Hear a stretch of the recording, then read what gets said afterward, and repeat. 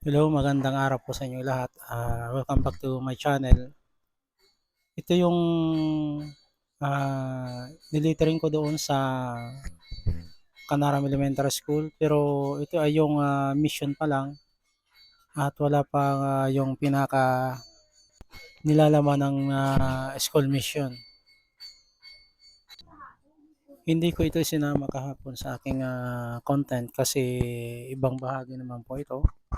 Yung pong kahapon na ginawa ko ay yung background na design, yung mural. So, ito ay pagle-lettering.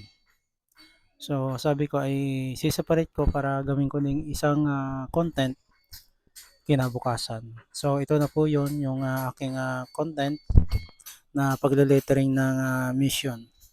Yung vision ay kulay blue, hindi ko na kinuha ng video kasi sabi ko ay malapit na akong umuwi kaya hindi ko na siya kinuha na ng video. So, ito lang po yung aking binidyohan yung aking pagle-lettering ng mission.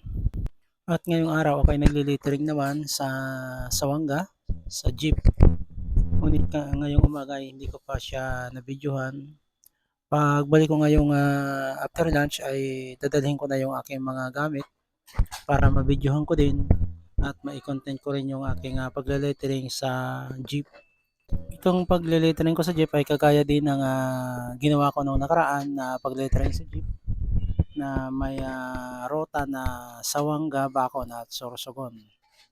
Ang pinagkaiba lamang po ay yung mga impormasyon na inilagay sa gilid kagaya ng operator, seating capacity, engine number, chassis number. Yun lamang po ang pinagkaiba ng mga lettering sa jeep. Pero yung rota saka yung lettering sa likod na may number ng LTFRB, yung hotline ay pare-parehas lamang po.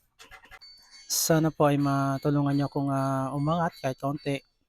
Kasi ang followers ko ngayon ay 1.4K pa lang po. At ito kasing aking page ay matagal na po ito.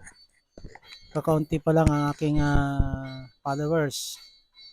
Ilang buwan na din po itong aking page. Hindi pa gaano malaki yung aking followers. Sana po ay i-follow nyo naman yung itong aking page. Madami pa akong susunod na mga gagawin na liliteringan. Ilang pang school ang nakapila na aking liliteringan. So, halos araw-araw ay meron akong pwedeng may content na inyong mapapanood.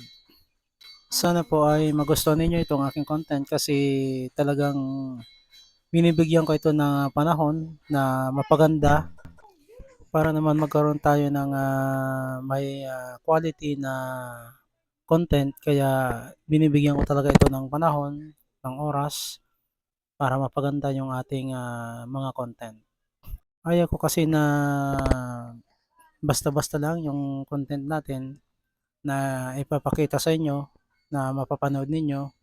Ang gusto ko ay maayos at talagang magugustuhan ng manonood.